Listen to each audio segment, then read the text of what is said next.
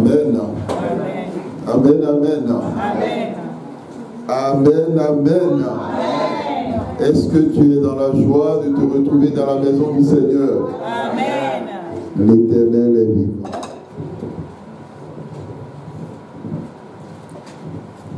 Tu diras à ton frère, à ta soeur, je suis content de te voir cet après-midi. Je suis content de te voir cet après-midi. Bon, j'espère qu'il n'y a pas de visage de personnes fâchées. Hein? Il faut qu'on voit le sourire de Dieu. Amen. Amen. Bien-aimé, si Dieu, en nous parlant, a le visage serré, fermé, c'est grave. Il faut que la joie communique la joie. Amen. Nous remercions l'Éternel qui a permis à tout un chacun de nous d'être là cet après-midi pour le rencontrer, pour expérimenter son amour, sa fidélité et pour être nourris par lui. Nous allons aller dans le livre de 1 Roi chapitre 19, les versets 1 à 8. 1 Roi chapitre 19, les versets 1 à 8. Écoutons dans le recueillement la parole de Dieu. 1 Roi 19, versets 1 à 8. Merci. Je lis la parole de Dieu dans 1 Roi 19, versets 1 à 8. Akab rapporta à Jézabel tout ce qu'avait fait Élie et comment il avait tué par l'épée tous les prophètes. Jézabel envoya un messager à Élie pour lui dire que les dieux me traitent avec toute leur rigueur si demain à cette heure je ne fais pas de ta vie ce que tu as fait de la vie de chacun d'eux. Élie, voyant cela, se leva et s'en alla pour sauver sa vie. Il arriva à Beer-Sheba, qui appartient à Juda, et il y laissa son serviteur. Pour lui, il appela dans le désert où, après une journée de marche, il s'assit sous un genêt et demanda la mort en disant « C'est assez, maintenant, Éternel, prends mon âme, car je ne suis pas meilleur que mes pères. » Il se coucha et s'endormit sous un genêt. Et voici, un ange le toucha et lui dit « Lève-toi, mange. » Il regarda et il y avait à son chevet un gâteau cuit, des pierres chauffées et une cruche d'eau. Il mangea et but, puis se recoucha. L'ange de l'Éternel vint une seconde fois, le toucha et dit « Lève-toi, mange, car le chemin est trop long pour toi. » Il se leva, mangea et but. Et avec la force que lui donna cette nourriture, il marcha 40 jours et 40 nuits jusqu'à la montagne de Dieu à Horeb. Amen. Amen. Bien-aimés dans le Seigneur, nous sommes en train d'étudier le thème général de la bénédiction. Nous allons demander à notre frère que aller s'asseoir, c'est le seul texte, merci. Nous sommes en train d'étudier le texte, le thème de la bénédiction et le texte de 1 Roi 19, versets 1 à 8. Nous avons entendu la parole de Dieu. Dieu parle tantôt d'une manière, tantôt d'une autre. L'Éternel veut te parler, l'Éternel veut t'enseigner. L'Éternel veut te dire que lorsqu'il parle de la bénédiction, tu dois prendre en compte la donnée selon laquelle il existe des entités spirituelles ou des personnes, quelquefois des personnes cachées ou qui se cachent, qui feront tout pour s'en prendre à ta bénédiction. Bien-aimés dans le Seigneur, le peuple d'Israël vit une bénédiction. Pendant plus de 3 ans, 6 mois, le peuple a vécu la sécheresse. Les versets précédents à partir du chapitre 17 nous le montrent.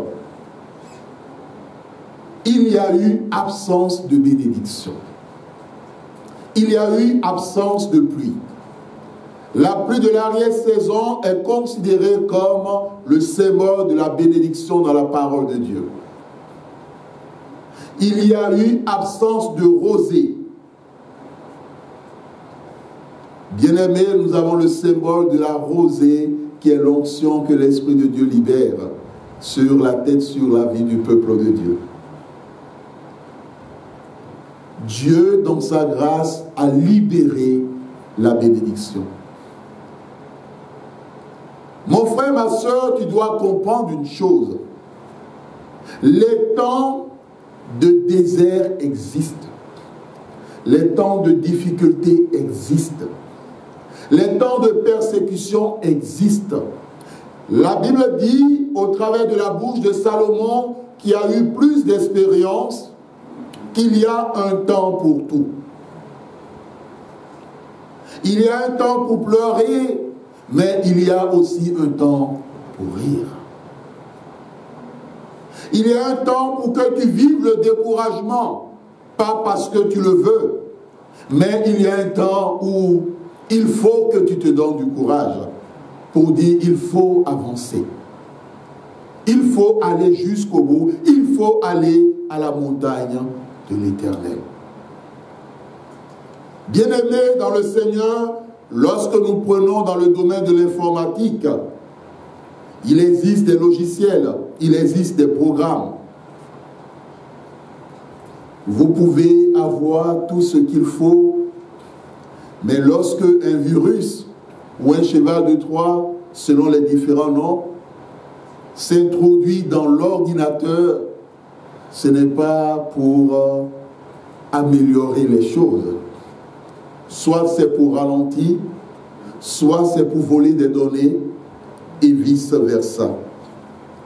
Bien-aimé, tu ne peux pas avancer avec Dieu sans prendre en compte que lorsque Dieu prévoit de te bénir, il y a des personnes ou des entités spirituelles qui feront tout pour que tu n'obtiennes pas la bénédiction.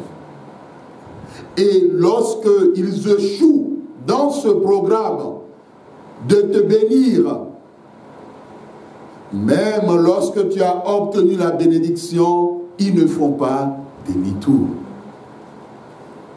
Il y a des chrétiens, lorsqu'ils se tournent vers Dieu, Seigneur, je veux un mari, disent-ils.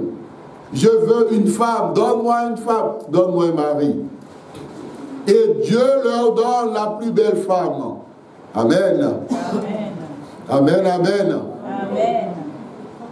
Mon frère Richard Tessé, tu as la plus belle femme.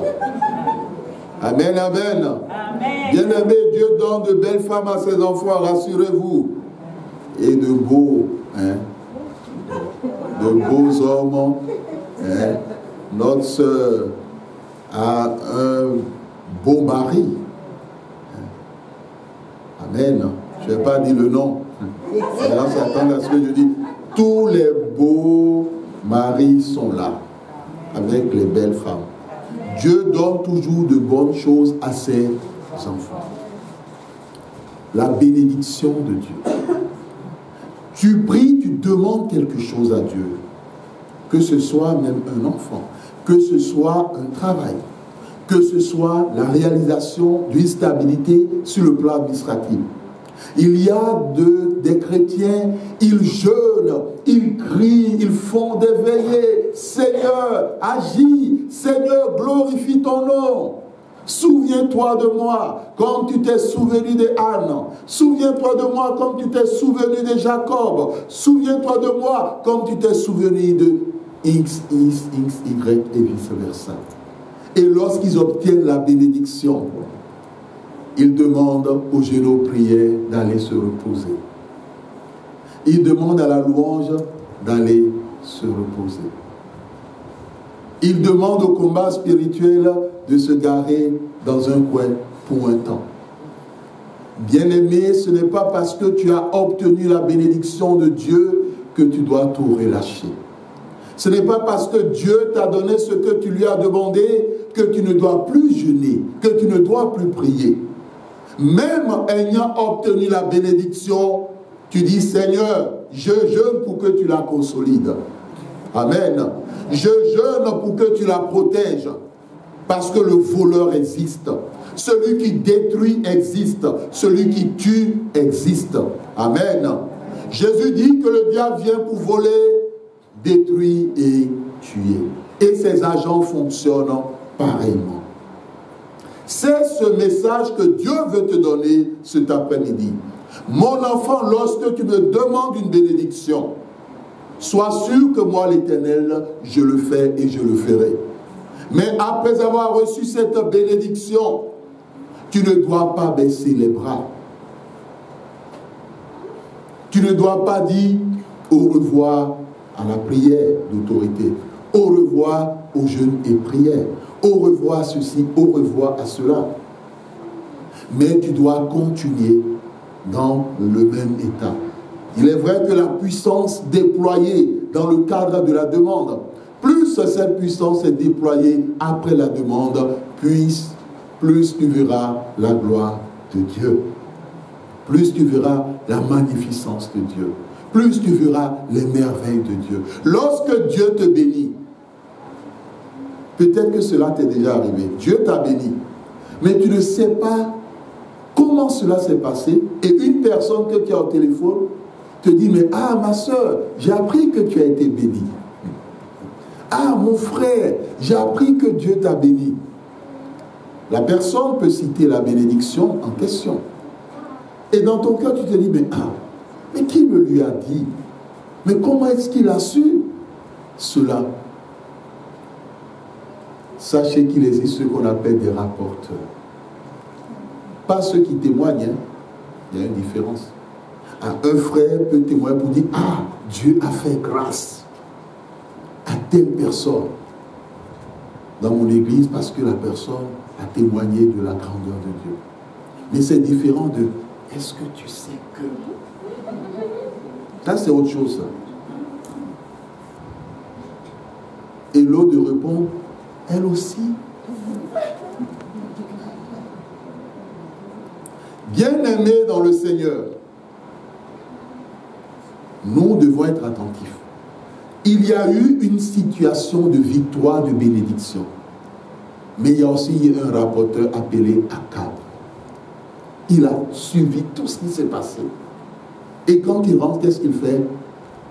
Il fait le compte rendu à une sorcière, appelée Jézabel, qui est sa femme. Voici ce qui s'est passé. Voici, il y a eu le feu qui est descendu. Le dimanche dernier, il y avait le feu. Amen. Amen.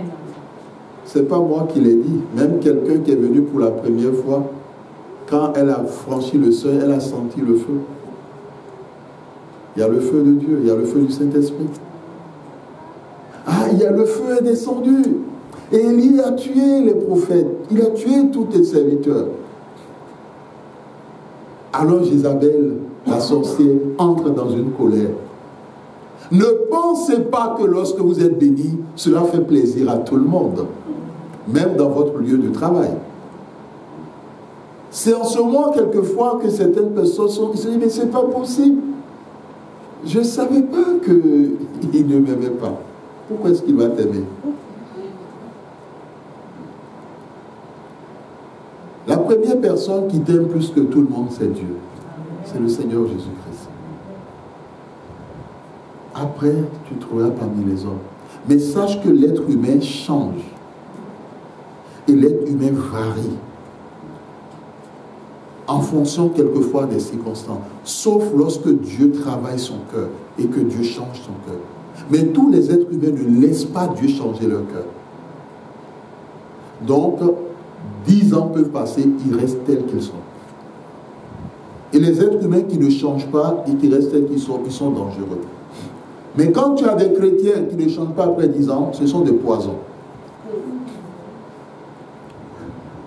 Parce qu'ils ne veulent pas que le Seigneur Jésus-Christ transforme leur cœur. Or, si le Christ ne transforme pas leur cœur, ils ne peuvent pas être des instruments entre ses mains. Akab a tout rapporté. Donc, lorsque Dieu vous bénit, À certains moments, dites, Seigneur, est-ce que par rapport à cette bénédiction, je dois témoigner? Déjà commencez par là. Si Dieu te dit, mon enfant, témoigne pour me donner gloire, fais le témoignage. Si Dieu te dit, bon, témoigne restreint, de façon restreinte, témoigne. Dieu connaît le cœur des hommes. Si Dieu te dit, crie sur le toit, monte alors sur le toit et commence à témoigner. Dieu m'a fait ceci. Bon, on l'a dit, les gens m'ont dit, mais il est fou, bien, il y a un problème. Non, on peut être fou de Dieu, hein, c'est mieux. Amen. Vous avez déjà vu des fous de Dieu? Amen, amen. On ne touche pas mon Dieu. Tout comme le slogan, touche pas mon pote. Non, on ne touche pas mon Dieu. Mon Dieu, on ne le touche pas. Amen. Bien-aimés dans le Seigneur, les rapporteurs existent. Donc, quelquefois, quand tu veux t'engager dans certaines entreprises et tu n'as pas encore vu la finalité, à certains moments, il faut rester silencieux. Ne dis rien. Ne dis rien. Tu ne parles pas. Tu attends d'abord que tout soit réglé. Parce que certaines personnes, lorsqu'ils parlent, cela entre dans l'oreille d'un sorcier ou d'une sorcière. Ou dans l'oreille d'un esprit qu'on a mandaté pour les suivre partout où ils vont. Et l'esprit aussi entend l'information. Et il va faire le compte rendu. Et alors là, les problèmes commencent.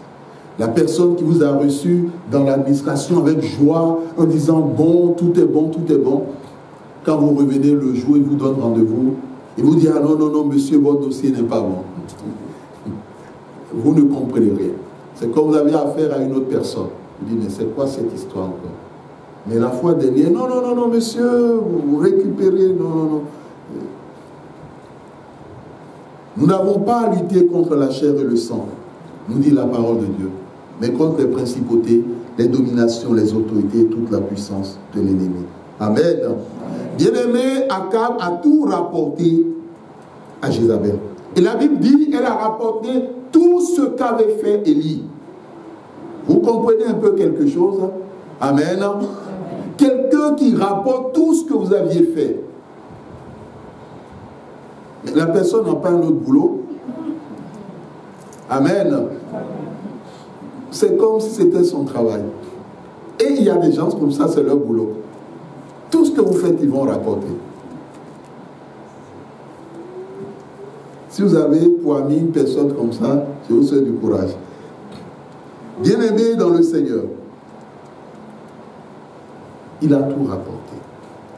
Les rapporteurs, disons, apprenez le silence, apprenez le secret, écoutez Dieu et apprenez à écouter Dieu. Jézabel ne se déplace pas. Jézabel envoie un messager à Élie.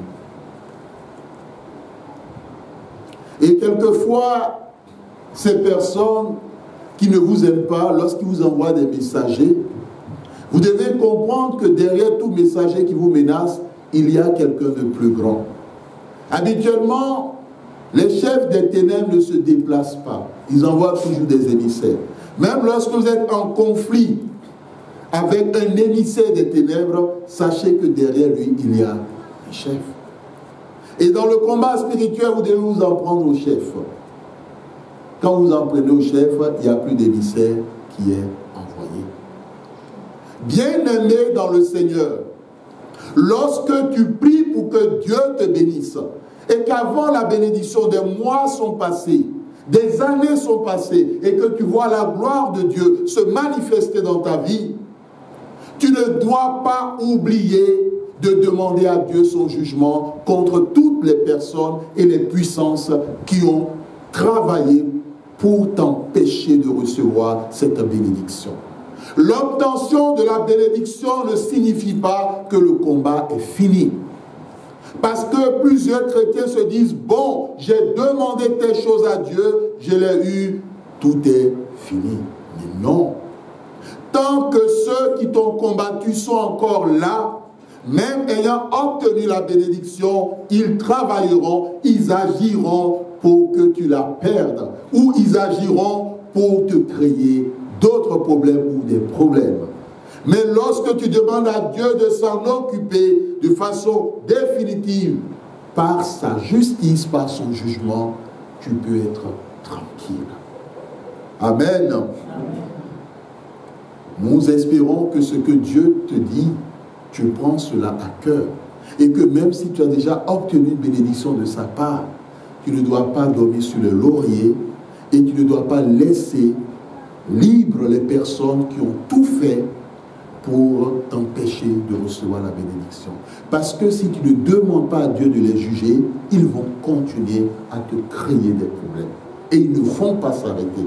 Vous savez, à travers les paroles de Jézabel, on comprend qu'elle va jusqu'au bout. Elle veut accomplir la dernière mission du diable, tuer.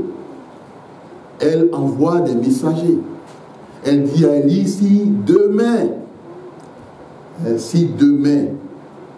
à la même heure, elle ne fait pas à Élie ce qu'il a fait à ses serviteurs, alors, donc dans le sens de dire, elle n'est plus Jézabel. Amen. Peut-être que vous avez déjà entendu cela dans la bouche d'un enfant de Dieu, mais on ne peut pas trouver ça dans la bouche d'un enfant de Dieu. Peut-être des gens qu'elles étaient encore dans le monde. Ah, si je ne lui fais pas ça, ce n'est pas moi. Amen. Vous avez déjà entendu, quelqu'un a déjà entendu ça une fois? J'espère que ce n'est pas de la bouche d'un enfant de Dieu. Hein? Mais si vous entendez un enfant de Dieu dire ça, c'est qu'il a un problème. Et un enfant de Dieu ne tient pas ce discours. C'est pour ça que Jésus disait aux pharisiens, vous avez pour père le diable et vous voulez faire sa volonté. Un enfant de Dieu ne tient pas ce discours. Le Christ a manifesté son amour envers nous en mourant sur la croix. Et l'arme la plus puissante, c'est l'amour par le pardon. Ah si. Amen. C'est comme s'ils attachaient la ceinture. Et comme on le voit dans les enceintes avec les mamans, ils attachaient le paille. On le dit, ce n'est pas moi. Et d'autres qui ajoutent dans certaines langues, si je ne lui fais pas ça, c'est pas ma mère qui m'a accouché. C'est une expression, hein, pour dire que c'est des personnes qui sont décidées à faire du mal. Et sachez que ces personnes existent. Bien-aimés, vous ne pouvez pas vivre dans ce monde comme si vous vivez au paradis. Ce n'est pas possible. Nous devons prendre en compte en tant qu'enfants de Dieu ces réalités qu'il y a des personnes qui nous menaceront. Et quand une personne vous menace, ne prenez jamais sa menace à la légère. Accordez toute l'importance qu'il faut. Pas que vous ayez peur, mais accordez toute l'importance. La parole qui est sortie de la bouche de Jézabel n'était pas une parole simple. C'était une parole accompagnée par des puissances. C'est ce pourquoi elle place l'histoire au nom de ces dieux, au nom de cette puissance. Que les dieux, dit-elle, la traitent avec la plus grande sévérité. Lorsque quelqu'un vous menace et la peur gagne votre cœur, sachez que ce n'est pas une menace simple. Et vous ne devez pas prendre la menace à la légère. Mais heureusement que nous avons le roi des rois qui vainc toutes les menaces et qui neutralise leur pouvoir. Amen. Bien-aimé dans le Seigneur, lorsque Élie a entendu cette parole, qu'est-ce qu'il a fait? Il a pris la tangente. Il est parti. Et il s'est séparé de son serviteur. Dans les difficultés, dans les persécutions, dans l'adversité, dans l'attente d'une bénédiction, quand vous êtes confronté à des situations de découragement, demandez au Saint-Esprit de renouveler votre courage. Amen. Demandez au Saint-Esprit de vous soutenir. Demandez au Saint-Esprit de vous donner la force de ne pas abandonner, mais d'aller jusqu'au bout. Amen. Bien-aimés dans le Seigneur, l'Esprit de Dieu nous a été donné pour nous secourir, pour nous donner des conseils dans chaque situation, pour être notre avocat en nous défendant. Face à ton ennemi, face à ceux qui combattent contre toi, qui ne veulent pas que tu expérimentes la bénédiction de Dieu, fais appel à ton avocat. Amen. Amen, amen. N'allez pas chercher Maître Dubois, hein, on dit de faire appel à l'avocat, ni Maître Clémentine. Le Saint-Esprit est le meilleur avocat. Il peut te défendre au niveau de tous les tribunaux spirituels. Pour dire, bon, c'est moi qui défends le dossier. Vous avez déjà vu un avocat, non? Je défends le dossier de Valérie. Amen. C'est le Saint-Esprit qui dit, bon, il m'a choisi comme avocat. Il y a des personnes, quand ils ont des problèmes, ils ne courent pas d'abord vers l'avocat des avocats. Ils courent d'abord vers les avocats humains. Cours d'abord l'avocat des avocats. Et l'avocat des avocats, lui, va conduire l'avocat humain, afin que tu puisses expérimenter la gloire de Dieu. Amen. Amen. Bien-aimé dans le Seigneur, dans les situations difficiles, ne te sépare pas de l'assemblée de Dieu. Ne t'écarte pas, ne te sépare pas de la maison de Dieu. Ne te sépare pas de la famille de Dieu. Parce que Élie, dans ce qu'il a entendu, s'est séparé de son serviteur. Et dans les situations difficiles, tu dois faire très attention pour que tu ne confesses pas avec ta propre bouche la malédiction, la mort, la destruction sur ta vie. Parce que Élie, il a confessé cela. Mais cela n'était pas le projet de Dieu. Amen. Le Rédempteur de Élie est vivant. Et le Rédempteur d'Élie est là. Le Rédempteur d'Élie a vu la situation d'Élie, a vu sa souffrance et il s'est dit non, malgré qu'on l'a menacé. Le Saint-Esprit nous met à cœur qu'il y a deux personnes qui sont là cet après-midi et qui ont connu des menaces dans leur vie. Bien-aimé, le Seigneur veut te parler. Quelles que soient les menaces, quelles que soient les personnes qui les ont faites, ton Rédempteur est vivant. Amen. Ton Rédempteur est vivant. Tu ne dois pas avoir peur. La peur ne fait pas partie du langage de Dieu. La peur, c'est un langage du diable. Et les enfants de Dieu n'ont pas dans leur gène la peur. Mais ils ont la foi. Ils ont la force. Ils ont l'amour. Ils ont la sagesse que donne le Saint-Esprit. Amen. Amen. Bien-aimés dans le Seigneur, dans les situations de découragement, ne dis plus et ne pense plus que tu es seul. Élie, sûrement il pensait qu'il était seul quand il parlait. Mais l'Éternel a envoyé son ange pour lui donner à manger. Malgré qu'il était découragé, l'ange de Dieu, lève-toi, Élie, lève-toi. Dieu est là. Tu vas dire à ton frère, à ta soeur, Dieu est là. Tu lui diras, Dieu est avec toi. Ne te décourage plus.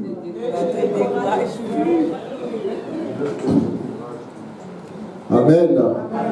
Il faut lui dire, il faut tuer le découragement. Amen. Bien aimé, les esprits de découragement existent. Si vous ne le savez pas, nous, on les a déjà rencontrés. On les a déjà rencontrés. Bien aimé, Élie n'avait plus la force de se battre. Peut-être qu'il t'est déjà arrivé des situations où tu n'avais plus la force de te battre. Dans ce genre de situation, sache que Dieu est là. Et c'est ça qui doit te rassurer. C'est ça qui doit t'encourager. Ne baisse jamais les bras. Élie a eu la force d'aller jusqu'à la montagne de Dieu. Que rien ne t'écarte de la présence de Dieu, quelles que soient les situations. Que le Seigneur bénisse sa parole. Amen. Amen.